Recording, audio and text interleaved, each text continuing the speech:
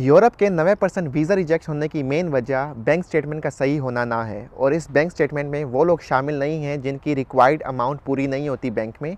Rather वो लोग शामिल हैं जिनकी रिक्वायर्ड अमाउंट तो पूरी होती है बैंक में, लेकिन फिर भी उनका वीज़ा रिजेक्ट हो जाता है। क्योंकि मैं आपको ये बताता चलूँ कि बैंक में सिर्फ पैसे होना ही ज़रूरी नहीं है, वो जस्टिफाई नहीं करता कि आपको वीज़ा मिलेगा कि नहीं मिलेगा। रादर जो एम्बेसीज़ होती हैं वो आपकी financial involvement over the time देख रही होती है कि आपके बैंक अकाउंट किस तरह ग्रो कर रहा है ओवर द टाइम, एंड उसकी बेसिस पे वो आपको वीज़ा देती हैं। तो इस वीडियो में मैं आज आपको बता रहा हूँ कि आपने फ्रांस के लिए एक अच्छी बैंक स्टेटमेंट कैसे बनानी है, उसको किस तरह जस्टिफाई करना है, उसके अंदर कितनी इनपुट आनी चाहिए अमाउंट और कितनी आउटपुट जानी चाहिए, और उसमें कितनी मिनिमम अमाउंट आपने शो करवानी है जब आप वीज़ा फाइल कर रहे हो। तो आज के दिन से लेकर आपको 1 साल का टाइम तकरीबन आपके पास होगा, लाइक 8 से 10 महीने के बाद आप वीज़ा अप्लाई कर रहे होंगे। तो जो स्ट्रेटजी मैं आपको बता रहा हूँ वो अगर आप मेक श्योर करें कि इन 8 से 10 महीनों में अप्लाई करें तो आपकी जो वीज़ा रिजेक्शन है वो काफ़ी कम हो जाएगी और आपकी अप्रूवल के चांसेस बहुत ज़्यादा हो जाएंगे।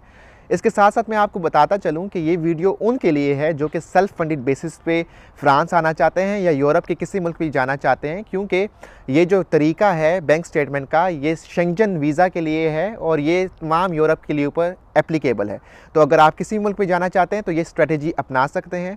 तो अगर आप सेल्फ फंडेड स्टूडेंट हैं तो ये वीडियो ज़रूर देखें और अपने बैंक स्टेटमेंट को इसी तरीके से आप जनरेट करें जिस तरह मैं आपको स्ट्रेटजी बताऊंगा इस आने वाली वीडियो में। लेकिन अगर आप वो बंदे हैं जो कि आप स्कॉलरशिप ढूंढ रहे हैं और स्कॉलरशिप की बेसिस पे फ्रांस आना चाहते हैं तो फिर भी मैं आपको रिकमेंड करूंगा कि ये वीडियो देखें और इस स्ट्रेटजी को ट्राई करें अडॉप्ट करने की, क्योंकि इन केस अगर आपकी स्कॉलरशिप नहीं लगती और आपका दिल है यूरोप आने का, फ्रांस आने का और फिर वहाँ पे स्टडी कंप्लीट करने का पार्ट टाइम जॉब करके, तो फिर भी आप इस वीडियो को देखें ताकि आपको एट द एंड मोमेंट पे कोई मसला ना हो।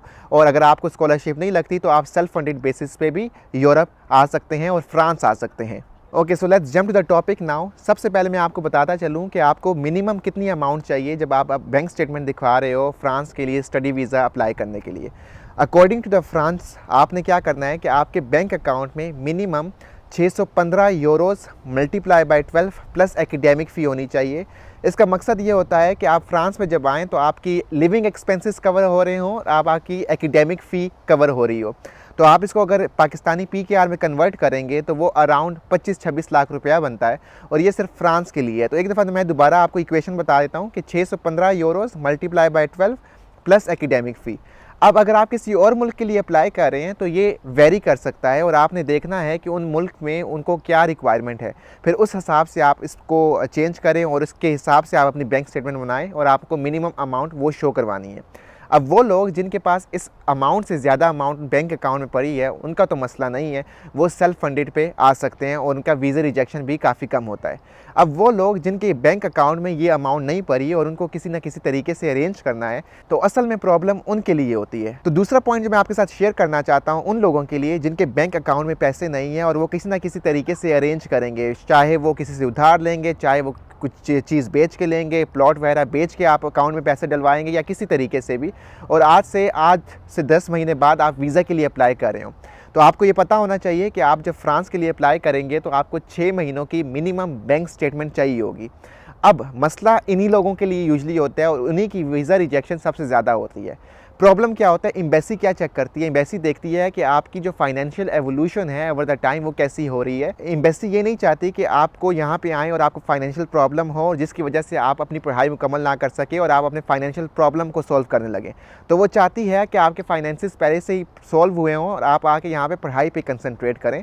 इस वजह से वो मेक श्योर करती है कि आपकी फाइनेंशियल एवोल्यूशन सही है। अब यहाँ पर लोग मसला क्या करते हैं, लोगों का इशू क्या है, वो ये करते हैं कि जब आप वीज़ा के लिए लेट्स से आगे जुलाई में अप्लाई कर रहे हो और आपका 6 महीनों की बैंक स्टेटमेंट चाहिए होती है, तो आप क्या करते हैं मार्च अप्रैल वगैरह में आप किसी ना किसी से उधार लेके या फिर आप पैसे जो हैं वो कोई ना कोई चीज़ सबमिट बेच के, लेट्स से प्लॉट वगैरह या गाड़ी वगैरह, तो आप जाके अकाउंट में डलवा लेते हैं। अब एकदम जब आपके अकाउंट में पैसे आते हैं तो भाई एम्बेसी कहती है कि ये पैसे कहाँ से आए हैं। तो अगर आप उसको जस्टिफाई करते हैं कि मैंने प्लॉट बेचा, मैंने ये किया, यहाँ से पैसे आए, तो वो इतना कन्विंसिंग नहीं होता। वो उनको मसला होता है कि यार ये अगर ये चीज़ें बेच के आया है तो इसको कितना मसला होगा आगे दूसरे साल के लिए या अपने फाइनेंसेस को सॉर्ट आउट करने के लिए।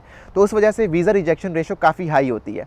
अब क्या करना है आपने कि आपने जिससे भी पैसे लेने हैं या उधार लेना है या कोई भी चीज़ बेचनी है, तो अभी से अपनी जो है वो बैंक स्टेटमेंट की तैयारी करें, क्योंकि अगर अभी से करेंगे तो आपकी फाइनेंशियल एवोल्यूशन सही तरीके से होगी। मिसाल के तौर पे अगर मैं आपको बताता चलूँ, आज से अगर आपने 10 साल बाद आपने वीज़ा अप्लाई करना है तो मेक श्योर करें कि हर महीने आप 4 लाख रुपया बैंक के अंदर सबमिट करवाएं। अब 4 लाख रुपया जब आप बैंक के अंदर सबमिट कराएंगे तो 10 महीने बाद तो वो 40 लाख हो जाएंगे। लेकिन आपने क्या करना है कि हर महीने आपने उससे तकरीबन 1.5-2 लाख रुपया निकाल लेना है। उसका क्या होगा, वो एज ए एक्सपेंसेस शो हो रहा होगा। तो एम्बेसी देखेगी कि भाई आपकी इनकम ज़्यादा है और आपकी जो एक्सपेंसेस है वो कम है, तो आपकी सेविंग हो रही है। वो आप इनकम जस्टिफाई कर सकते हैं। लाइक से आपका कोई फैमिली बिजनेस है, आपके फादर की तरफ से आ रहे हैं, आपकी अपनी फ्रीलांसिंग जर्नी है या जो भी है, तो आप उसको उस तरीके से जस्टिफाई कर दें। या फिर आपने कोई चीज़ बेच दी है या आपकी इन्वेस्टमेंट हुई हुई है और वहाँ से पैसे आ रहे हैं, सो वो भी जस्टिफाई कर सकते हैं। तो ये जब आपकी एक पूरी जर्नी होगी और आपको अमाउंट आ रही होगी तो वो आपका कोई मसला नहीं होगा, और एम्बेसी भी कन्विंस हो जाएगी कि यार इसके पास पैसे आ रहे हैं और इसका मकसद पैसा कमाना नहीं है यूरोप में जाके, रादर इसका मकसद ये है कि भाई ये अपनी तालीम को मुकम्मल करे। सो ये चीज़ आपके लिए बहुत मैटर करेगी आपकी वीज़ा की एक्सेप्टेंस में, अगर आप इस स्ट्रेटजी को फॉलो करेंगे और आप इकट्ठे पैसे बिल्कुल ना डलाएं। और मैं आपको यही कहूँगा कि आपने अगर पैसे अरेंज करने हैं बाद में, तो आप पहले ही अरेंज कर लें ताकि आप इस चीज़ को और इस स्ट्रेटजी को इम्प्लीमेंट कर सकें। तीसरी चीज़ मैं आपको बताता चलूँ कि काफ़ी लोग आजकल फेक बैंक स्टेटमेंट जनरेट कर रहे हैं, और वो काम इस तरह करता है कि आप एक एजेंट हायर करते हो जिनके काफ़ी रेफरेंसेस होते हैं, और वो आपसे कोई 10-1% पैसे लेता है और वो आपको एक रिक्वायर्ड अमाउंट की बैंक स्टेटमेंट जनरेट कर देता है।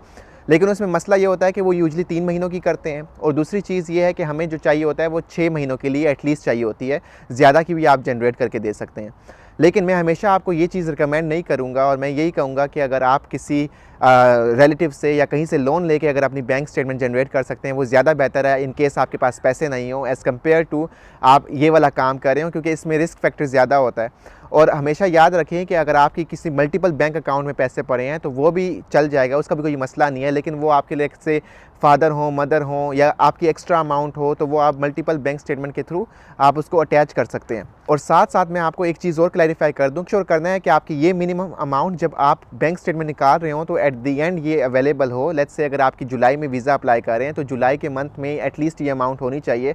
इट डजंट मैटर कि ऊपर क्या होता रहा है, कितने पैसे आते रहे हैं, कितने जाते रहे हैं, अगर मेरी स्ट्रेटजी के हिसाब से चल रहे हैं तो एट दी एंड जो आपकी अमाउंट होनी चाहिए वो या ये मिनिमम होनी चाहिए या इससे ज़्यादा होनी चाहिए। तो आई होप कि ये चीज़ क्लैरिफाई होगी कि आपने एक अच्छी बैंक स्टेटमेंट किस तरह बनवानी है, उसके अंदर क्या क्या चीज़ों का ख्याल रखना है और क्या क्या करनी है चीज़ें, क्या क्या नहीं करनी, ताकि आपको कोई मसला ना हो और आपकी वीज़ा रिजेक्शन की जो वो है रेशियो है वो काफ़ी कम हो जाए और आप सक्सेसफुल हों यूरोप में आने के लिए या फ्रांस आने के लिए।